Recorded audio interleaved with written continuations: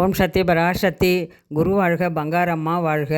உலகமெல்லாம் சக்தி நெறி ஓங்க வேண்டும், ஒவ்வொருவர் மனக்குறையும் நீங்க வேண்டும். அன்னையின் அருளால் எல்லாரும் நல்லா இருக்கீங்களாப்பா? ஓம் சக்தியே பராசக்தியே, ஓம் சக்தியே ஆதி பராசக்தியே, ஓம் சக்தியே மறுவூர் அரசியே, ஓம் சக்தியே ஓம் விநாயகா, ஓம் சக்தியே ஓம் காமாட்சியே, ஓம் சக்தியே ஓம் பங்காரு காமாட்சியே.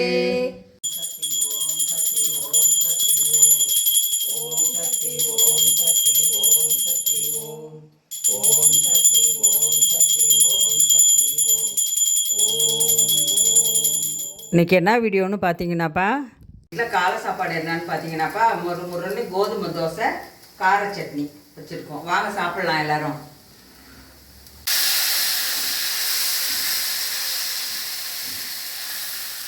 எப்படி கோதுமை தோசையிலேருந்து வருதுன்னு இது பிரட்டியெல்லாம் போட வேண்டாம். மாவை மட்டும் தண்ணியாக கரைச்சிக்கிட்டிங்கன்னா போதும். போட்டுட்டு அதில் பச்சை மிளகா, மிளகு, ஜீரகம், நம்ம வெங்காயம் வேணால் வெங்காயம் போட்டுக்கலாம். போட்டுட்டா இருக்கும். இங்கே பாருங்கள் எப்படி இருக்குன்னு முருன்னு. கோதுமை தோசையை ஊட்டி விட்டுக்கிட்டே இருந்தேன். ஊட்டி விட்டே இருந்துட்டு அவங்க ஸ்கூலில் அவங்க ஃப்ரெண்டுங்கள்லாம் என்ன சொல்கிறாங்கன்னு எல்லாம் பேசிக்கிட்டு குந்திருந்தாங்க ஜாலியாக. அப்புறம் பேசிகிட்டே இருக்கும்போது என் பெரிய பேரன் என்ன பண்ணார், ஆயா வாங்காயா அங்கே ரோஜா பூலாம் விற்கிது, போய் பார்த்துட்டு வரலாம் அப்படின்னு சொன்னார். அப்புறம் சரின்னு சாப்பிட்டுக்கிட்டு முடிச்சுட்டு என் பேர பிள்ளைங்களை அழைச்சிக்கிட்டு அப்புறம் செடி வாங்க போகலான்னு பசங்களை அழைச்சிட்டு கிளம்பிட்டப்பா. வாங்கடாப்பா, நர்சரியில் போய் செடி வாங்க போகலாம். அப்படியாங்க வாங்க.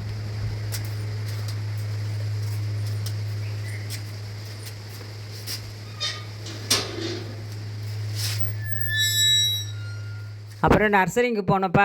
அங்கே போனோடனே பேர பிள்ளைங்களுக்கும் ஒரே ஜாலியாக போயிடுது அந்த செடிங்கள்லாம் பார்த்த உடனே. ஆனால் அந்த இடத்துல செடி இருக்கிறது எனக்கு தெரியவே இல்லை. நாங்கள் மன்றத்துக்கு போகும்போது தான் பார்த்தோம் அந்த இடத்துல பூஞ்செடி இருந்தது.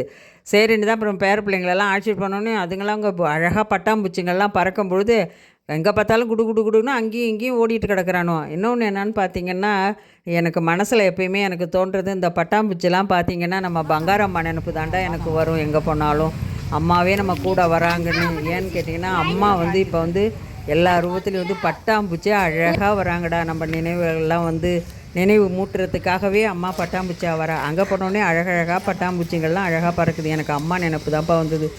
ஆயா இந்த செடியை வாங்கலாமா, அதை வாங்கினா நல்லாயிருக்கும், இதை வாங்கினா நல்லா இருக்கணும், இந்த ரோஸை பாருங்க ஆயா அப்படின்னு சொல்லிட்டு ஒரே ஓட்டம். சரி பார்த்துட்டு தான் வரும்னு போனால் விடவே மாட்டேன்ட்டாங்க எல்லோரும். அப்புறம் கடைசியாக ஒரு செடியை வாங்கிட்டாங்கப்பா. ஆனால் பார்த்தாங்க செம்பருத்தி பூ எல்லா கலர்லேயும் அழகழகாக இருக்குது. அப்புறம் பார்த்தா எல்லா செடியும் அப்புறம் வாங்கிக்கலான்னு சொல்லிட்டு நாங்கள் எல்லாம் உடனே வீட்டுக்கு கிளம்பிட்டோம்டா. கமெண்டில் கேள்வி கேட்டிருக்கீங்கப்பா, அதுக்கெல்லாம் இப்போ பதில் சொல்லலான்னு சொல்லிட்டு வந்து இந்த டீயை போட்டுட்டு போய் ஒரு இடத்துல உட்காருவோம் அப்படின்னு வந்து நான் டீ போட்டுட்டு இருக்கேன்டா. ஒரு இடத்துல உட்காந்துட்டு வந்து பேசுவோமாப்பா.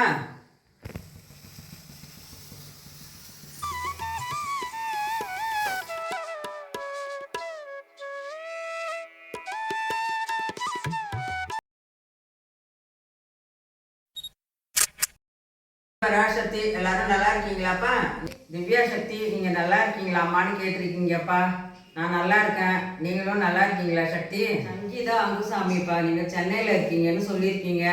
அம்மா நீங்கள் எங்கள் அம்மா மாதிரியே இருக்கிறீங்க, எங்கள் பேரை சொல்லுங்கம்மான்னு சொல்லியிருக்கீங்க. சொல்கிறேன்டா, நீங்கள் ரொம்ப நல்லா இருக்கீங்களாடா. எனக்கு ரொம்ப அது பிடிச்சிருக்கு. எனக்கு நீங்கள் கேட்டது எனக்கு இங்கே சங்கீதா அங்குசாமி ரொம்ப ரொம்ப ரொம்ப நல்லா இருக்கணும். அம்மாவோட அருளாலையும் அம்மாவோட சக்தியாலையும் என்றைக்கும் அம்மா கருணையும் உங்கள் மேலே இருந்துகிட்டே இருக்கணும்டா. ரொம்ப நன்றிப்பா. ஜெயஸ்ரீங்கிற நீங்கள் கமெண்ட் பண்ணியிருக்கீங்கப்பா. அம்மா உங்களை எனக்கு ரொம்ப பிடிக்கும், கிராமத்தை விட ரொம்ப எனக்கு வில்லேஜை ரொம்ப பிடிக்கும், உங்கள் குடும்பம்னா எனக்கு ரொம்ப பிடிக்குமான்னு சொல்லியிருக்கீங்கப்பா. ரொம்ப ரொம்ப ரொம்ப நன்றிப்பா. இது சொல்கிற இந்த அன்புக்கே எனக்கு ரொம்ப சந்தோஷமாக இருக்குது. இந்த அன்பை கொடுக்கறதும் உங்களை சொல்கிறதும் மேல்மருவத்தூர் நம்ம பங்காரம்மா தாண்டா. அம்மாவுக்கு தாண்டா இதெல்லாம் நம்ம நன்றி சொல்லணும். இன்னொன்று என்ன கேட்டிருக்கீங்கன்னா, தொண்டு செய்யறதுனா என்னம்மான்னு கேட்டிருக்கீங்கடா. இது அற்புதமான கேள்விடா. இது ஏன்னா இந்த அற்புதமான கேள்வியை கொடுத்ததே நம்ம பங்காரம்மா தான்.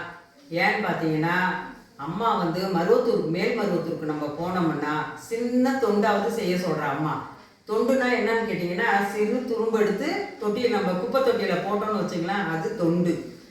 கோயில் மருவத்தூரில் சக்தி பீடத்தில் மன்றத்தில் போய் நம்ம தொண்டு செய்கிறதுனா என்னன்னு கேட்டிங்கன்னா, கூட்டி கோலம் போடுறது, அங்கே விளக்கெல்லாம் பூஜை சாமான்லாம் கொடுப்பாங்க, அதெல்லாம் விளக்குறது, சாமி படத்தெல்லாம் துடைக்கிறது, அந்த இருக்கிற இடத்துலலாம் மாப்பு போடுறது, பூ கட்டுறது, இதெல்லாம் தான்ப்பா தொண்டு.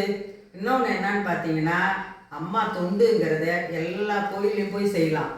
ஒரு சின்ன வயசானவங்க, சின்ன குழந்தைங்க நடந்து போகுதுங்க, கொஞ்சம் தடுமாறுறாங்கன்னு வச்சுங்க, அவங்கள போய் நம்ம பிடிச்சி தூக்கி விட்டோம்னு வச்சுங்க, அது பெரிய தொண்டு. அந்த தொண்டு எப்படி நம்ம அம்மா கொடுக்குறான்னு கேட்டிங்கன்னா, நம்ம ஊழ்வினை கழியும் போது அவங்களெல்லாம் நம்ம தொட்டு தூக்க சொல்கிறதுக்கு அம்மா ஒரு அற்புதமான ஒரு வழிகாட்டி. ஏன்னு கேட்டிங்கன்னா, அந்த வேலை செய்ய, இந்த வேலை செய்யுங்க, இதை கூட்டுங்க அப்படிங்கிறதெல்லாம் கிடையவே கிடையாது. அம்மா எவ்வளவு ஒரு அழகாக ஒரு அற்புதமான ஒரு வார்த்தையை எப்படி அம்மா அருள்வாக்கில் சொல்லியிருக்காங்க, தொண்டு செய், நீ தொடர்ந்து செய்ய, அது எனக்கு ரொம்ப பிடிக்கும் அப்படின்னு அம்மா சொல்லியிருக்காங்கடா. இதுதான் தொண்டு. நம்ம மருவத்தூரில் போய் சின்ன சின்ன வேலை செய்கிறோமோ, மன்றத்தில் போய் ஒரு வேலை செய்கிறோமா, முதல்ல நம்ம தொண்டு செய்யணும்டா. அதுதான்டா நமக்கு மெயினாக ஊழ்வினை கழியறதுக்கு தொண்டு தான் மெயினாக நமக்கு அம்மா கொடுத்த அருள். இதை நம்ம அம்மாவை நினச்சிக்கிட்டு நம்ம இதை விடாமல் நம்ம செய்யணும். நம்ம வீட்டில் வயசானவங்க இருக்காங்கன்னு வச்சுங்க, அவங்களுக்கு ஒரு தொண்டு செஞ்சாங்கன்னு வச்சுங்க, அது பெரிய அற்புதம். இதெல்லாம் அம்மா தொண்டுன்னு சொல்லியிருக்கா. இதெல்லாம் ஒரு கஷ்டமாக சொல்லி இதை செய்யுங்க அதை செய்யுங்கன்னு சொல்லாமல், இதெல்லாம் ஒரு தொண்டாக செய்யுங்க அப்படின்னு அம்மா சொல்லியிருக்கா. நான் உங்களை பார்த்துக்கிறேன், உங்களுக்கு அருள் கொடுக்குறேன் அப்படின்னு அம்மா சொல்லியிருக்கா. இதெல்லாம் தான்ப்பா தொண்டு. இதுதான் தொண்டுடா. மேல்மருவத்தூருக்கு நம்ம போனோம்னு வச்சுங்கப்பா, அங்கே செவ்வாடை தொண்டர்கள் ஒரு சின்ன வேலை கொடுக்குறாங்கன்னு பார்த்துங்க, அது நான் அவங்களா கொடுக்கல, இதை நம்ம அம்மாவாக பார்த்து கொடுக்கறது, அதுதான்டா தொண்டு. இன்னொன்று என்னன்னு கேட்டிங்கன்னா, நம்ம அம்மா தொடர்ந்து நமக்கு சொல்லிக்கிட்டு அருள்வாக்கில் நிறையா சொல்லிக்கிட்டே இருந்தது என்னன்னு கேட்டிங்கன்னா, தொண்டு செய்ய, அதை தொடர்ந்து செய்ய, மௌனம் இரு, தியானம் அன்னதானம் செய்ய அப்படின்னு அம்மா நிறையா சொல்லியிருக்கா. இதெல்லாம் தொண்டுடா நமக்கு. இந்த தொண்டெல்லாம் யார் கொடுக்குறாங்கன்னா, நம்ம பங்காரு தாய் தாண்டா நமக்கு அற்புதமான விளக்கத்தோட இதை நமக்கு அழகாக கொடுத்துருக்கா. அம்மாவுக்கு நம்ம கோடான கோடி நன்றி சொல்லணும்டா. இதுதான் தொண்டு. அதை நம்ம என்னைக்கும் மறக்கக்கூடாது. அம்மா சொன்ன வார்த்தையோ வாக்கியத்தை நம்ம மறக்காமல், அம்மா சொன்ன அருள் வாக்கை நம்ம அதை அற்புதமாக எடுத்துக்கிட்டு, அம்மா பாதத்தை நம்ம தொட்டு கும்பிட்டுட்டு, கோடான கோடி அம்மா ஏன்னா சின்ன தொண்டு கொடுத்தாலும் அது அம்மாவோட அற்புதமான அருள் விடாது, நமக்கா கிடைக்காது. மருவத்தூருக்கு போனோம்னா நமக்கு கிடைக்காதுடா. அம்மா நம்மளை பார்த்து கொடுக்கணும், அம்மாவா கொடுப்பா தொண்டு. அந்த தொண்டெல்லாம் அப்படியே நம்ம எப்படி எடுத்துக்கணும்னு கேட்டிங்கன்னா, அம்மா பாதத்தையே நம்ம தொட்டு வணங்குறதா நினச்சிக்கணும், அப்படியே அந்த தொண்டு கொடுக்கறத. இதுதாண்டா தொண்டு. அம்மா சொல்கிறத கேட்டுட்டு நல்லபடியாக தொண்டு செய்யுங்க. அம்மா நம்ம ஊழ்வினையெல்லாம் கழிப்பாங்க, நல்லபடியாக நம்ம குடும்பத்தை பார்த்துப்பாங்க. என்னைக்கும் அம்மா அருள் கிடைச்சிக்கிட்டே இருக்கும்டா. ஓம் சக்தி. மாரியப்பன் ஈஸ்வரி கேட்டிருக்கீங்கப்பா, அந்தியூர்லேருந்து. நல்லா இருக்கீங்களாப்பா? மாரியப்பா ஈஸ்வரி கேட்டிருக்கீங்க அந்தியூர்லேருந்து. அம்மா, நான் தையல் மிஷின் வச்சுருக்கேன், என்னால் ஒரு வேலை கூட செய்ய முடியலம்மா, ரொம்ப கஷ்டமாக இருக்குது, எனக்கே எப்படிம்மா திஷ்டி சுத்திக்கிறதுன்னு கேட்டிருக்கீங்கப்பா. இது ரொம்ப அம்மா சொன்னது, ரொம்ப நீங்கள் கேட்குறது, ரொம்ப தெரியாதவங்க கேட்குறது எனக்கு அவ்வளோ ஒரு சந்தோஷம்டா. ஏன்னா அம்மா என் மூலயமா உங்களுக்கெல்லாம் தெரியப்படுத்த சொல்கிறாங்க. அம்மா இந்த ஊழ்வினையே கழிக்கிறதுக்கு அம்மா சொல்கிறாங்க பாருங்கள். அதுக்கு அம்மாவுக்கு நீங்களும் கோடான கூடிய நன்றியை சொல்லிக்கங்கடா. அப்பப்போ எந்த நேரமும் அம்மாவை நினச்சிங்க. நான் திஷ்டி எப்படி நம்மளே சுற்றிக்கிறதுன்னு இப்போ நான் காட்டுறேன், அதையும் பாருங்கப்பா. எலுமிச்சம்பழப்பா, இந்த எலுமிச்சம்பழத்தை எடுத்து இந்த பக்கமும் நம்ம எலுமிச்சம்பழம் காம்பு இருக்கிற பக்கமும் அறியக்கூடாது, நடுப்புற எடுத்து இதை இப்படி கத்தியால் 4 அரிஞ்சிக்கணும்.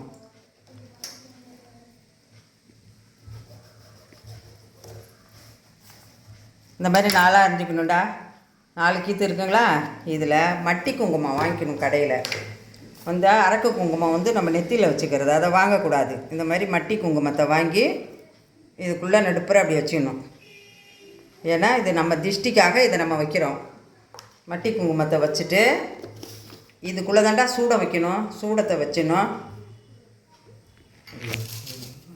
இப்படி தான்ப்பா எலுமிச்சம்பழம் இருக்கும். எலுமிச்சம்பழத்துக்குள்ளே இந்த சூடத்தை அப்படி வச்சுக்கணும்.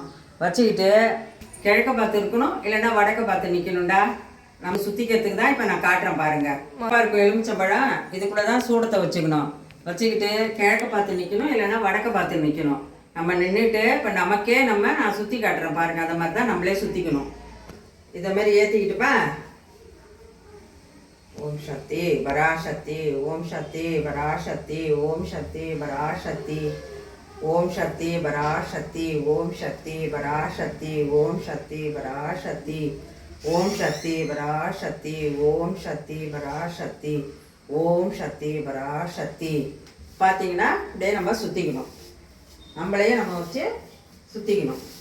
சுற்றிட்டு இந்த எலுமிச்சம்பழத்தை பராசக்தி ஓம் சக்தி பராசக்தி ஓம் சக்தி பராசக்தி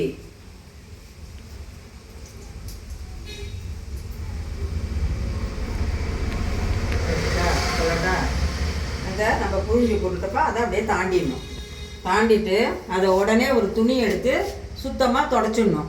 அந்த பழத்தை 2 பக்கமும் எடுத்து நிலவாசப்பில் 2 பக்கமும் தூக்கி போட்டுடணும். கண்டிப்பா இதை உடனே தொடச்சிட்டு போய் நம்ம கை கால் எல்லாம் கழுவிட்டு வாயை கொப்பளிச்சுட்டு அதுக்கப்புறம் நம்ம பூஜா ரூமில் போய் அம்மாவுக்கு நன்றி சொல்லி, அம்மா என்னை காவந்து பண்ணுங்கம்மா, என்னை நல்லபடியாக என்னை பாருங்கம்மா அப்படின்னு சொல்லி அம்மாட்ட நல்லா வேண்டிக்கிங்கடா.